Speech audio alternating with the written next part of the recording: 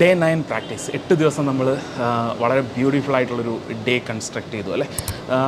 നമ്മൾ ഡേ 5 ചെയ്ത പോലെ തന്നെ ഒരു മണി മാഗ്നറ്റ് ആവുക എന്നുള്ളതാണ് നമ്മൾ ഡേ 9 ചെയ്യേണ്ട പ്രാക്ടീസ്. ഒന്ന് ആലോചിച്ച് നോക്കുക, നമ്മൾ എത്രമാത്രം പണം നമ്മൾ ഓരോ ദിവസവും നമ്മൾ ക്രയവിക്രയം നടക്കുന്നുണ്ട്, നമ്മൾ എത്രമാത്രം ബില്ലുകൾ നമ്മുടെ കയ്യിലേക്ക് എത്തുന്നുണ്ട്, ആ ബില്ലുകൾ നമ്മൾ കൊടുക്കുന്നുണ്ട്. ആ ബില്ല് ഓരോന്ന് വരുന്ന സമയത്തും കൊടുക്കുന്ന സമയത്തും നമ്മൾ അയ്യോ എന്നുള്ളൊരു മാനസികാവസ്ഥയിൽ അല്ലെങ്കിൽ ഒരു പ്രശ്നം എന്നുള്ള രീതിയിലേക്കാണ് നമ്മൾ അഗെയിൻ അതിനെയും കാണുന്നുണ്ടാവുക.